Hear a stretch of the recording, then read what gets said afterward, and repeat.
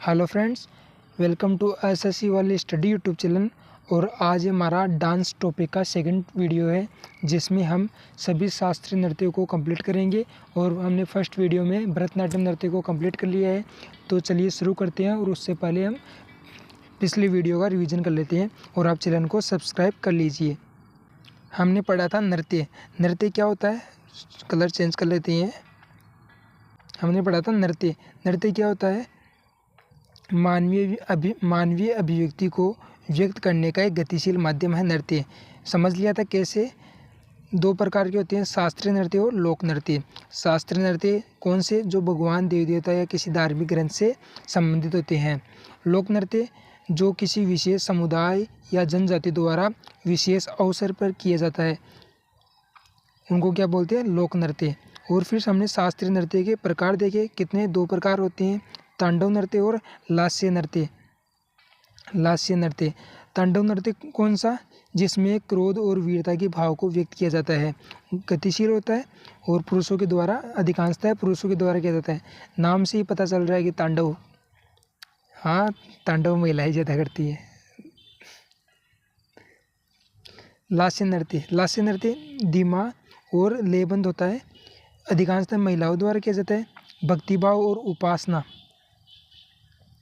कहीं तो धीमा करते, भक्तिभाव और उपासना के लिए किया जाता है और भाव को व्यक्त किया जाता है, इसमें भाव को व्यक्त किया जाता है। फिर हमने देखा था शास्त्रीय नृत्य के तत्व हैं। कौन कौन से तत्व है, तत्व शब्द का मतलब क्या देखा था हमने, कि किन किन चीज़ों से मिलकर बना है शास्त्रीय नृत्य, किन किन चीज़ों से मिलकर बना है। तो उसमें तत्व हमने 3 तत्व देखे थे, जिसमें नृत्य और नाट्य, ये 3 तत्व देखे थे। जिसमें नृत्य तत्व में क्या होता है, शुद्ध नृत्य होता है, सिर्फ शारीरिक मुद्राएं होती है, शारीरिक गतिविधियाँ होती है। इसमें कोई नाटक है या कोई कहानी या कोई भाव अभिनय ऐसा कुछ भी नहीं होता, सिर्फ शारीरिक मुद्राएं होती है। और यह शास्त्रीय नृत्य का कौन सा, प्रारंभिक चरण में किया जाता है। क्यों किया जाता है, दर्शकों को आकर्षित करने के लिए। आपको ये चीज़ अच्छे से समझ दी गई है पिछले वीडियो में। आगे हम दूसरा तत्व देखें नृत्य तत्व में शुद्ध नृत्य के साथ अभिनय होता है। अभिनय का मतलब क्या होता है, भावों को व्यक्त करना, भावों को व्यक्त करने के कुछ माध्यम है, जैसे कि अंगिका अभिनय का मतलब शरीर के अंगों द्वारा अभिनय करना। और एक और क्या नाम उसका, वाचिका अभिनय का मतलब होता है शब्दों द्वारा कुछ बोलकर अपने भाव को व्यक्त करना, वाचिका अभिनय कहलाता है, भाव को व्यक्त करना, सात्विक भाव। फिर हमने रस देखे थे। रस कौन से, प्रेम, करुणा, क्रोध, ये हमने देख लिए थे कि 9 रस होते हैं। अगला तत्व देखते हैं हम, नाट्य तत्व। नाट्य तत्व शब्द से ही पता चल रहा है कि कोई क्या होगा, इसमें नाटक होगा। नाटक के लिए कहानी की आवश्यकता होती है, तो इसमें क्या होगी, कहानी होगी। कहानी, यदि नाट्य तत्व शास्त्रीय तत्व है, यदि शास्त्रीय नृत्य है तो कहानी किसकी होगी, या तो किसी धार्मिक ग्रंथ की होगी, या रामायण महाभारत ऐसी कहानियाँ होगी। तो ऐसी कहानियाँ, और फिर उनके नाटक करना है, उन कहानियों का नाटक करना है, तो उनमें जो भी उनके पात्र है कहानियों के, तो उनके जैसा दिखने के लिए हमें क्या करना पड़ेगा, वेशभूषा धारण करनी पड़ेगी, मेकअप करना पड़ेगा। और इस प्रकार के अभिनय को क्या बोलते हैं, आहारी या फिर आहारी अभिनय। फिर हमने देखा था कि यदि एक व्यक्ति द्वारा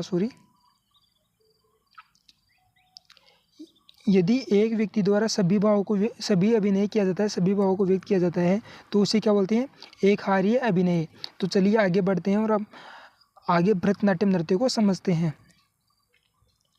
भरतनाट्यम नृत्य, उससे पहले ये जान लेते हैं कि जो भी शास्त्रीय नृत्य है उनका सर्वप्रथम उल्लेख कहाँ पर मिलता है, भरत मुनि द्वारा लिखित नाट्य शास्त्र में।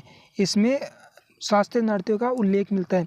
और फिर यहाँ से एक नृत्य की उत्पत्ति होती है, जिसका नाम इसी के भरत मुनि के भरत और नाट्य से नाट्य, तो इसका नाम क्या पड़ा, भरतनाट्यम। कहाँ का है, कहाँ का शास्त्रीय नृत्य है, तमिलनाडु का। और ये सबसे पुराना शास्त्रीय नृत्य है। सदीर इसका पुराना नाम है। दास्यटम और एक आर्य नृत्य के नाम से भी इसे जाना जाता है। ये हमने पिछले वीडियो में समझ लिया था। कि दासी अट्टम शब्द का मतलब क्या होता है? दासियों द्वारा, भगवान की दासियों द्वारा किया जाने वाला नृत्य।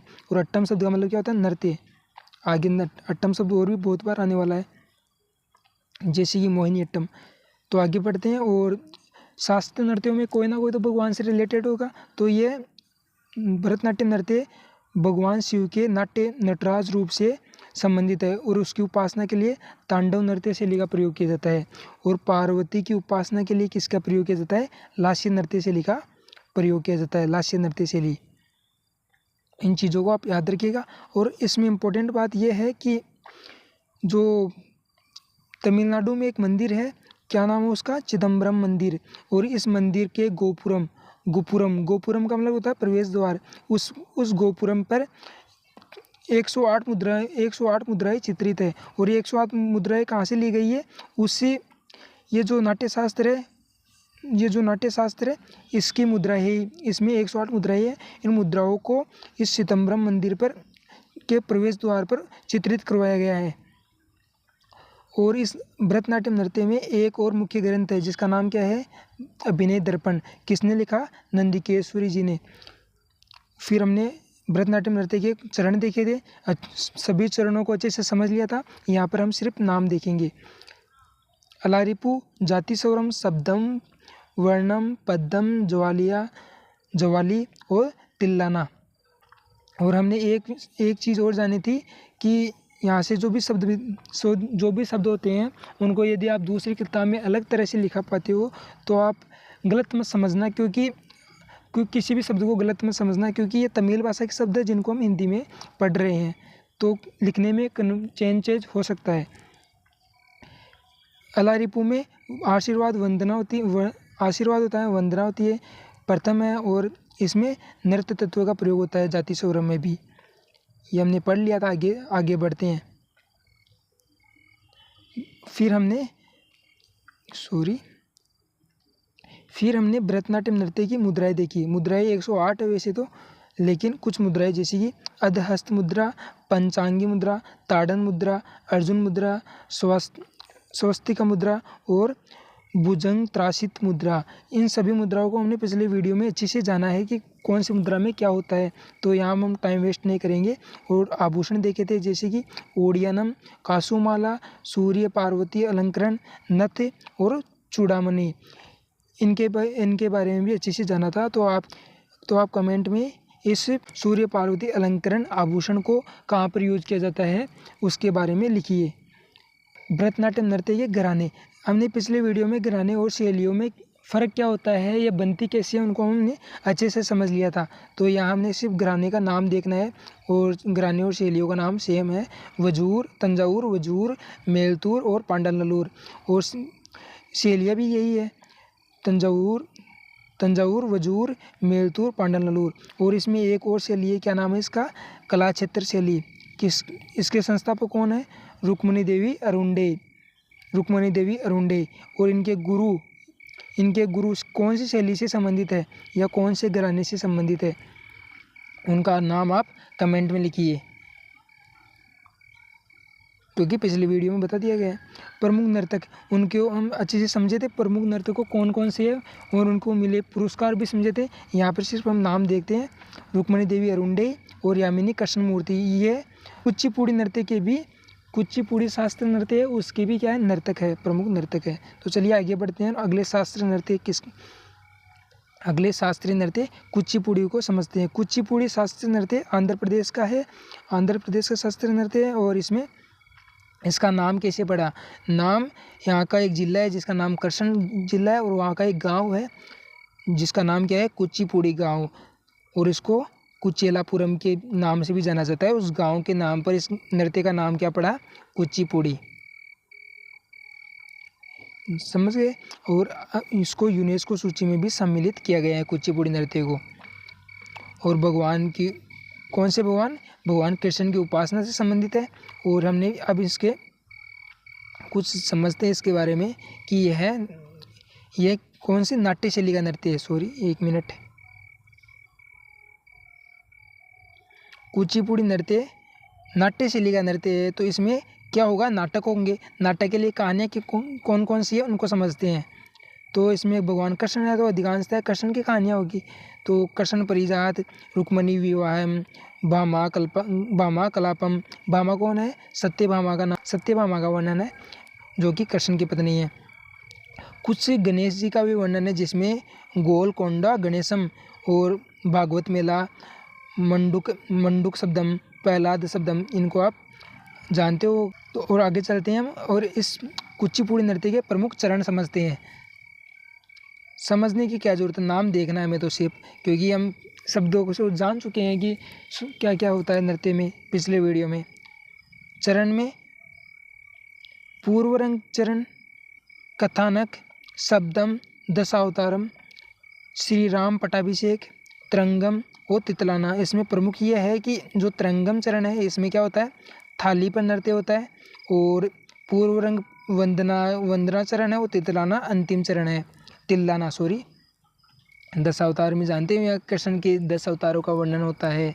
कथानक में कहानी कही जाती है, शब्दों में भाव को व्यक्त किया जाता है, किसके द्वारा, कुछ अपने बोल कर अपने शब्दों को। नाट्य है तो इसमें आभूषण होंगे, नाट्य शैली का नृत्य है तो इसमें क्या होगी, आभूषण होगी। तो प्रमुख आभूषण देख लेते हैं, जैसे कि सूर्य चंद्रा जो सिर के गहने होते हैं, रक्तमाला लाल सुनहरी मोतियों की माला होती है, कंठी जानते हो आप, गले का हार, गले की माला हार, और कमरबंद ये भी जानते हो, घुंघरू हाथ पैरों में पैरों में पहने जाते हैं, उनको भी जानते हो। घुंघरू इसमें इम्पोर्टेंट है क्योंकि इसमें पदचाल होती है, पदचाल में उस पदचाल की विशेष लय के लिए घुंघरू पहने जाते हैं। पदचाल जानते होंगे आप, पुरानी फिल्मों में देखे होंगे, यदि कि कभी नृत्य देखा हो तो आपने, वो एक ही एक जगह पैरों से अलग अलग धुन निकालती है नर्तक। आगे बढ़ते हैं और हम इसमें कुछ शैलियाँ हैं, नृत्य की शैलियाँ क्या होती है हम पिछले वीडियो में समझ चुके हैं।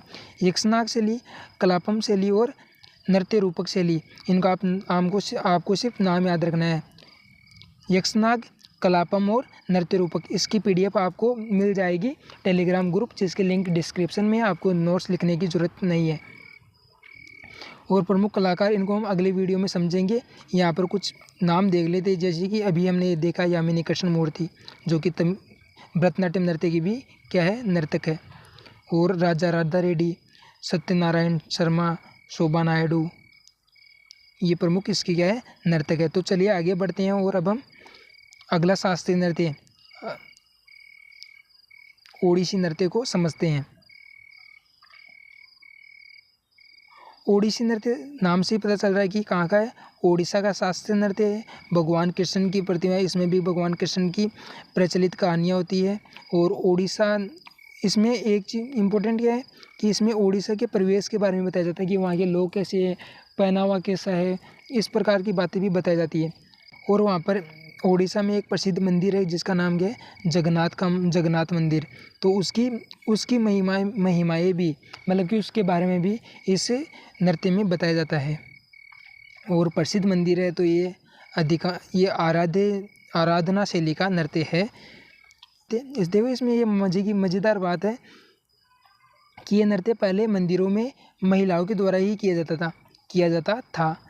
लेकिन फिर ये जो रामानंद रे आए, इन्होंने क्या किया कि लड़कों को लड़कियों के कपड़े पहनाए और फिर मंच पर इनको नृत्य करवाया।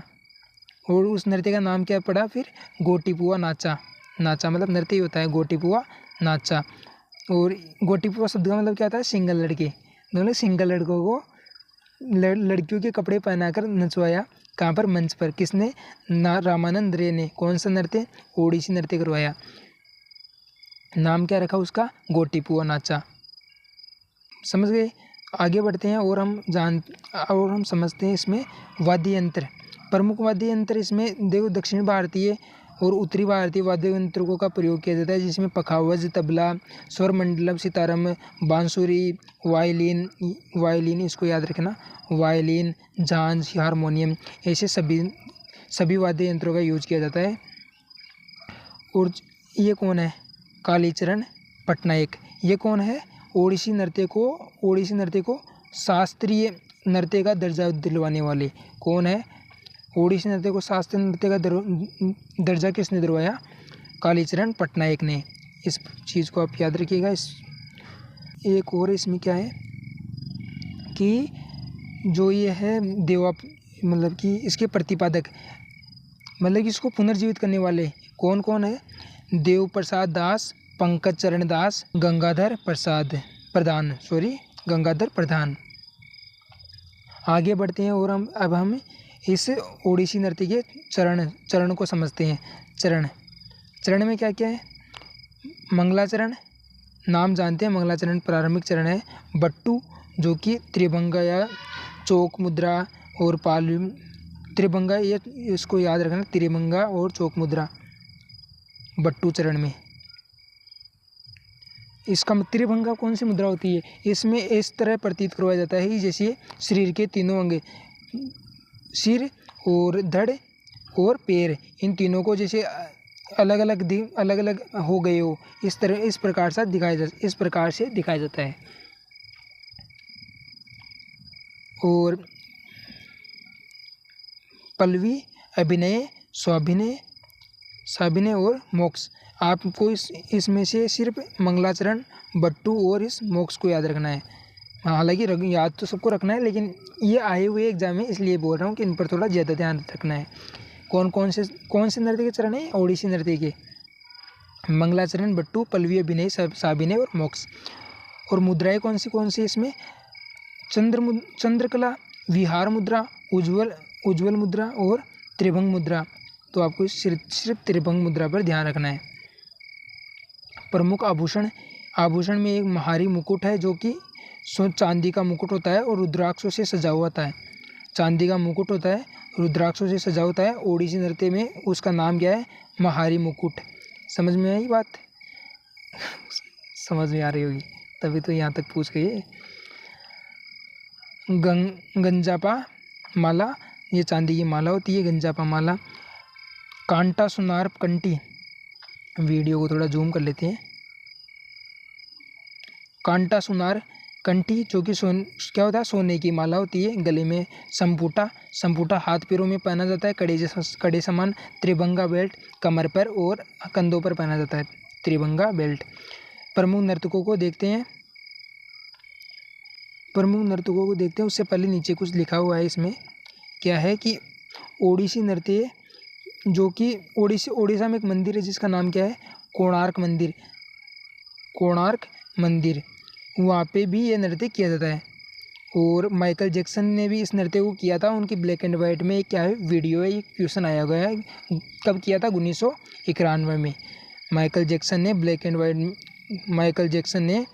1991 में भी ये नृत्य किया था। कौन सा नृत्य? ओडिसी नृत्य, जिसकी ब्लैक एंड वाइट में वीडियो है।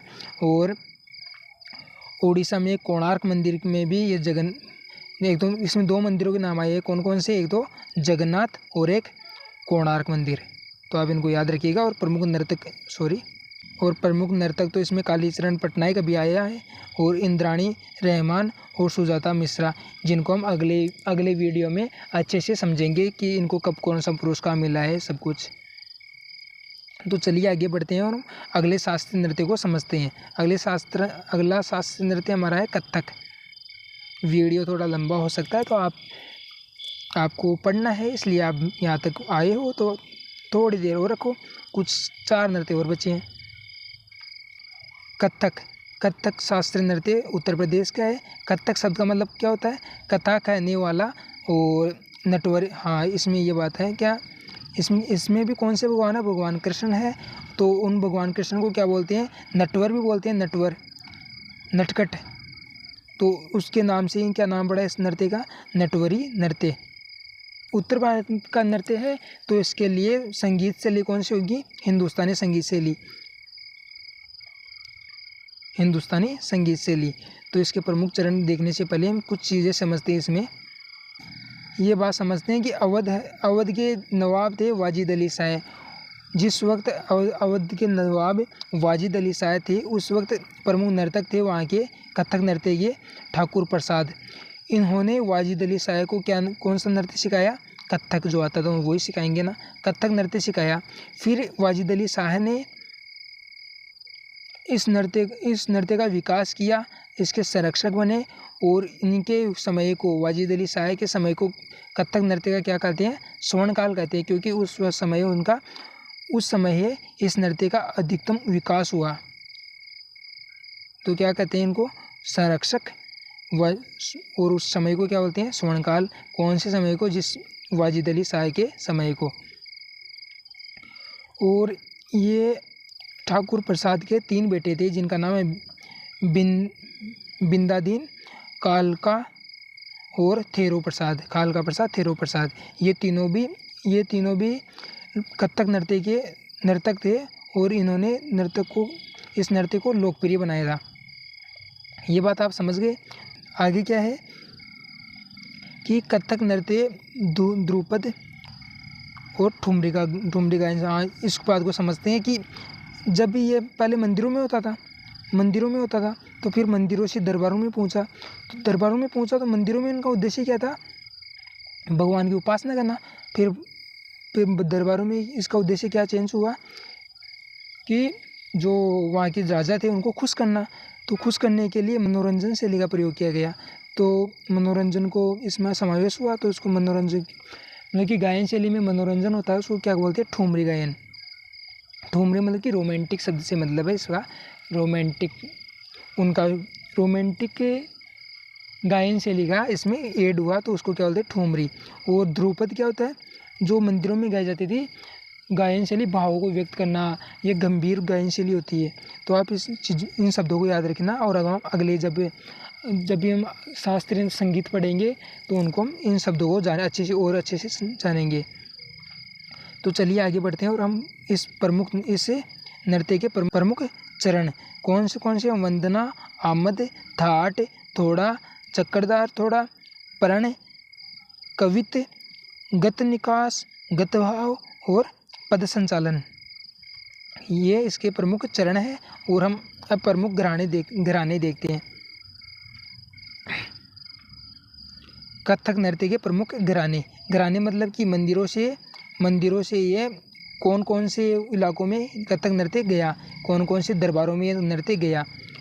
तो ये कौन से दरबारों में गया, लखनऊ, जयपुर, बनारस और रायगढ़। लखनऊ में कौन थे, वाजिद अली शाह ने इसके संस्थापक बने, और मूल संस्थापक कौन थे इसके, ईश्वर प्रसाद। और गुरु कौन थे, शंभू महाराज। मतलब कि जब ये नृत्य लखनऊ में गया था उस वक्त इसके मूल संस्थापक तो ईश्वर प्रसाद थे और गुरु उनके शंभू महाराज थे। और फिर इनका पुनर्विकास हुआ, पुनः स्थापना हुई। तो उस समय, हाँ आप याद होगा ना, ये आपको स्वर्णकाल, विकास, पूर्ण विकास, तो उसको पुनर्विकास होना, स्वर्णकाल, वाजिद अली शाह का काल, कहाँ के थे, लखनऊ के। इस प्रकार आप याद रख सकते हो। अगला घराना है हमारा जयपुर। किस नृत्य का है, याद रखना, कथक नृत्य का है। कि संस्थापक कौन है, बानूजी महाराज। और इनको तांडव नृत्य के भी उस्ताद कहा जाता है, तांडव नृत्य भी इनको आता था। बनारस घराना, जानकी प्रसाद, और जानकी प्रसाद बीकानेर राजस्थान से है। ये जानकी प्रसाद कौन है, संस्थापक है बनारस घराने की। रायगढ़ घराने की मुख्य बात यह है कि इसके जो राजा थे यहाँ के उस वक्त में, चारधर सिंह, इन्होंने क्या किया, इन्होंने इन सभी घरानों के जो भी नर्तक थे उनको अपने यहाँ पर नृत्य करने की बुलाया। तो जिसके कारण यहाँ पर मिश्रित शैली का विकास हुआ। और इसमें सबसे ज़्यादा समावेश कौन सी शैली का हुआ, जयपुर शैली का।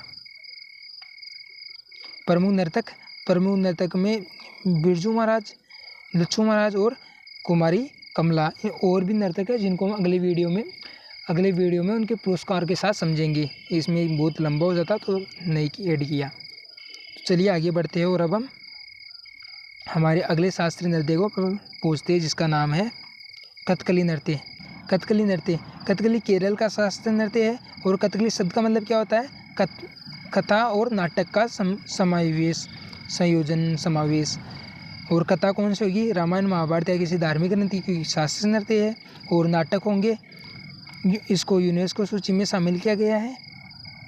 ये बात अब सिर्फ याद रखने की बातें हैं, समझने की चीज़ें मैं बता दूंगा।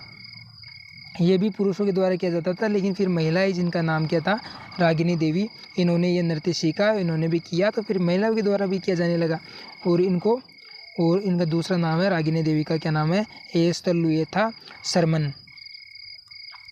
और इसके प्रमुख वाद्य यंत्र 3 प्रकार के वाद्य यंत्र हैं, इदम्मम, इदकक्का, चेंडा और मदलम। आप इस चेंडा शब्द को याद रखिएगा, ये एग्जाम में आया हुआ है।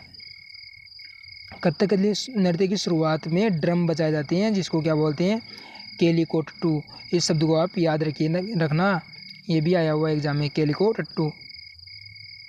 कथकली नृत्य के शुरुआत में ड्रम बजाए जाते हैं, जिनको केलिकोटट्टू कहते हैं। मतलब कि कथकली नृत्य में ललित कला के पांच रूपों का सामंजस्यपूर्ण संयोजन है। मतलब कि 5 कलाएँ होती है इसमें, कौन कौन सी, साहित्य कला, संगीत कला, चित्रकला और अभिनय कला, नाटक कला, जिसके कहते हैं नृत्य कला। इसमें इन 5 का समावेश है। कौन से नृत्य में, कथकली नृत्य में। तो आप इस चीज़ को याद रखना, क्योंकि एग्जाम में बहुत बार आया हुआ है।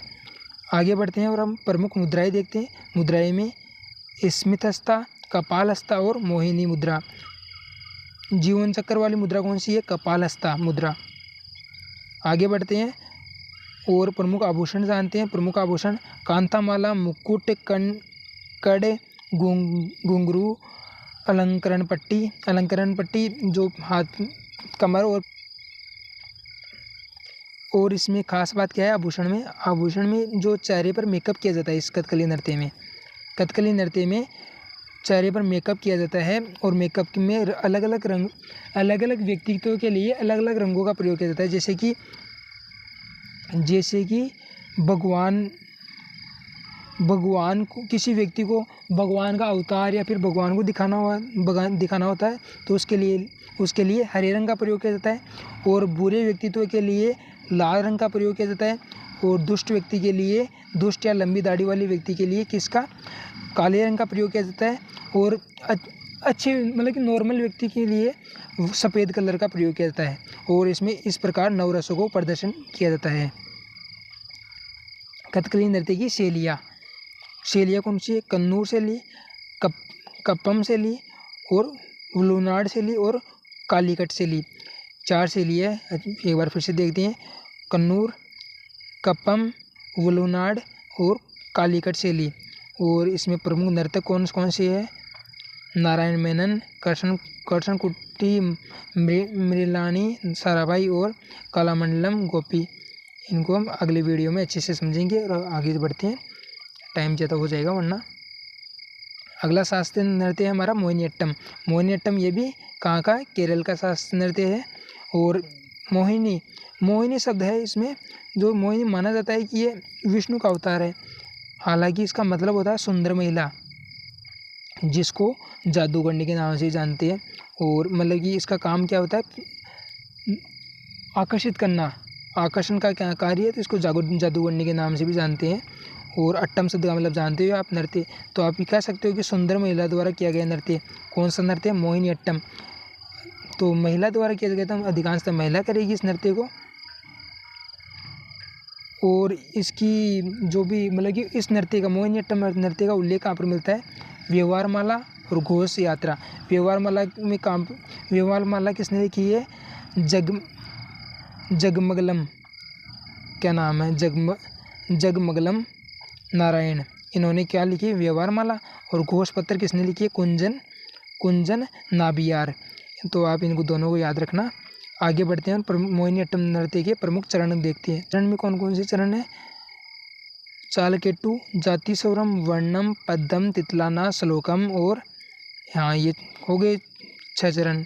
कौन कौन से, चालकेट्टू, जातिस्वरम, वर्णम, पद्यम, तिल्लाना और श्लोकम। तो चालकेट्टू को आप याद रखना, क्योंकि ये एग्जाम में आया हुआ है। प्रमुख शैलियाँ कौन कौन सी है, कोट्टकल शैली और तिरुवनंतपुरम शैली। आप शब्दों पर उतना ध्यान मत दीजिए, क्योंकि ये केरल भाषा या फिर तमिल भाषा उधर के शब्द है, तो इनको हिंदी में पढ़ रहे तो ऐसे लिखा जाएगा, और फिर उनको उच्चारण करना भी हमारे लिए मुश्किल होता है। कोट्टकल शैली और तिरुवनंतपुरम शैली कौन से नृत्य की है, मोहिनीअट्टम नृत्य की शैलियाँ है। प्रमुख वाद्य यंत्र बांसुरी और एक झांझ जिसका नाम है कुजीथलम। बांसुरी और कुजीथलम झांझ है, और वीणा इडक का मध्यम, ये तो सब में आती है, नॉर्मल है। तो अब आप इस बांसुरी और कुजीथलम को याद रखना। कुजीथलम क्या है? झांझ है। कौन से नृत्य के वाद्य यंत्र है? मोहिनीअट्टम नृत्य के। प्रमुख नर्तक देखते हैं। प्रमुख नृत्यांगना महिलाएं हैं। स्वाति तिरुनल, राम वर्मा और वल्तोल नारायण मेनन, कलामंडलम कल्याणी कुट्टी अम्मा। ये एक ही नाम है इतना बड़ा। आगे बढ़ते हैं और हम अगले शास्त्रीय नृत्य मणिपुरी शास्त्रीय नृत्य को समझते हैं। मणिपुर शास्त्रीय नाम से पता चल रहा है कहाँ का है, मणिपुर का है। और मणिपुर का शास्त्रीय नृत्य है, और इसमें प्रमुख बात क्या है कि ये भगवान विष्णु की भक्ति से संबंधित है। वैष्णववाद भी कहा जाता है। और इसकी प्रमुख 2 शैली है, जोगोई और चोलोम। और राधा कृष्ण प्रेम को इसमें नाट्य शैली का नृत्य है। तो राधा कृष्ण प्रेम के लिए जो नाटक होता है उसको क्या कहते हैं? रासलीला। ये रासलीला शब्द एग्जाम में बहुत बार पूछा गया है।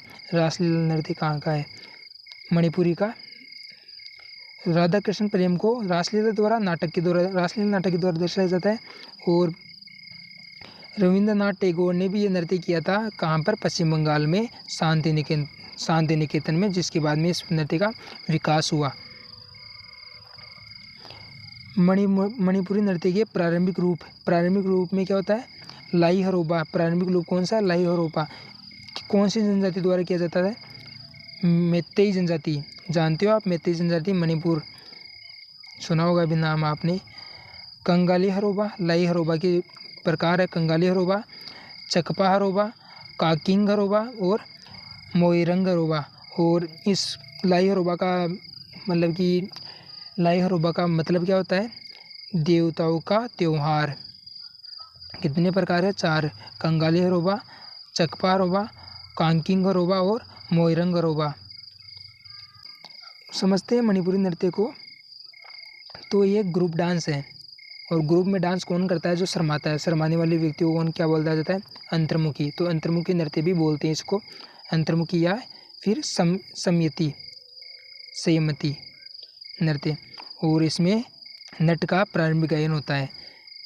नट ये गायन शैली है जिसका प्रारंभिक गायन होता है।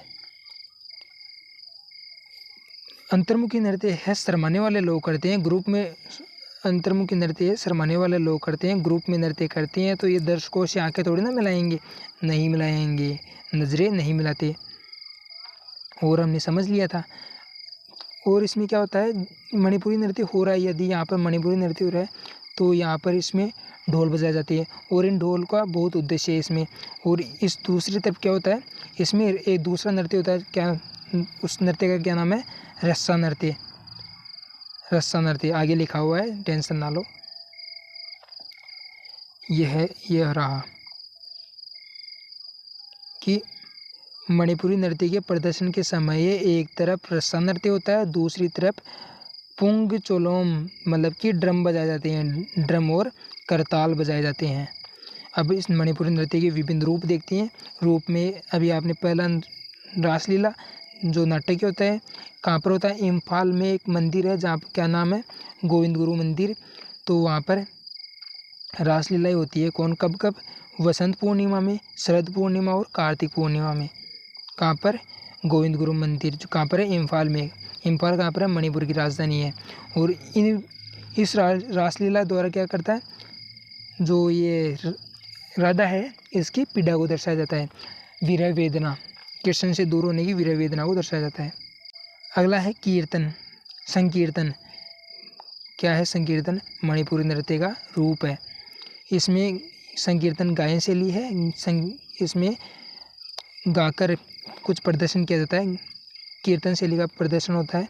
आप जानते हैं ना कीर्तन सब समझते होंगे आप, कीर्तन सब सुना होगा आपने। पुंग और करताल बजाए जाते हैं। चोलोम मतलब कि बजाना ही होता है। तो इसका प्रमुख हिस्सा है कीर्तन शैली, संकीर्तन शैली का परंपरा का हिस्सा है। और नर्तक झुककर नृत्य करते हैं। ये और आगे हमने देख ही लिया था कि एक तरफ रस्सा नृत्य और दूसरा तरफ क्या कौन सा ढोल बजाई जाती है। तीसरा रूप है थांगला। ये एग्जाम में बहुत बार आया है। थांगला शब्द मार्शल आर्ट नृत्य है और नर्तक तलवार और भाले का प्रयोग करते हैं इसमें। प्रमुख नर्तक कौन कौन है? गुरु नीलेश्वर मुखर्जी और दर्शना झावेरी। और भी नर्तक है जिनको हम अगली वीडियो में समझेंगे, बार बार बोलने की जरूरत नहीं है अगली वीडियो का नाम। अगला शास्त्रीय नृत्य हमारा क्षत्रिय शास्त्रीय नृत्य कहाँ का है? असम का। सत्र शब्द का मतलब क्या होता है? ये सत्र शब्द मतलब कुछ नहीं है, इसको जो धार्मिक केंद्र है असम में उनको ही सत्र बोलते हैं, जिसको हम असमिया मठ बोल सकते हैं। ये वैष्णव धर्म के होते हैं और यहाँ के जो संस्थापक है इस नृत्य के, वो 15वीं शताब्दी में इस नृत्य को समाज सुधारक भी है, जिसका नाम क्या है?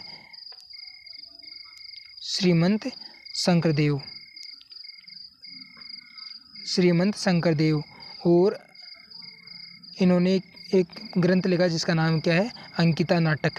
अंकिता नाटक में संगीत, नृत्य और अभिनय तीनों का मिश्रण है और इसके संगीत को क्या बोलते हैं? बोर गीत। और सन 2000 में इसको शास्त्रीय नृत्य के रूप में घोषित किया गया। और भगवान विष्णु और कृष्ण की लीला आप समझ चुके हो। बिहू लोक नृत्य यहाँ का असम का लोक नृत्य है, जिसका नाम क्या है? बिहू। इसका भी इस पर प्रभाव पड़ा है और अधिकांशतः पुरुषों के द्वारा किया जाता था, लेकिन फिर धीरे धीरे हो जाता है अपडेट, महिलाएं भी जुड़ गई। प्रमुख वाद्य यंत्र में इसमें आप खोल, बांसुरी और वायलिन। बांसुरी तो होगी ना, वायलिन अभी पिछले एक लोक नृत्य के लिए और बोला था, उसका नाम बताओ आप। कौन से लोक नृत्य में वायलिन, कौन से शास्त्रीय नृत्य में वायलिन वाद्य यंत्र प्रयोग होता है? जो पहले पुरुष करते थे उनको पौराणिक भंगी कहा गया। तांडव नृत्य या फिर तांडव शैली या मर्दाना नृत्य शैली का प्रयोग होता, नृत्य करते थे। मोरी मुकुट, ये इसका आभूषण है। मोर पंखों का मुकुट होता है। धोती कुर्ता पहनते थे। कौन? पुरुष जब नृत्य करते हैं तो उनकी शैली को ताड़ना या मर्दाना शैली, पौराणिक भंगी शैली कहा जाता है। मोरी मुकुट पहन कर नृत्य करते हैं, धोती कुर्ता पहनते हैं। और फिर महिलाएं कई तो लेस्या या फिर स्त्री शैली, और इसमें मेखला चादर का हालांकि मेखला चादर पहनकर नृत्य करते हैं। प्रमुख घराने कौन से? मांजुली, बरपेटा और कमलाबाड़ी।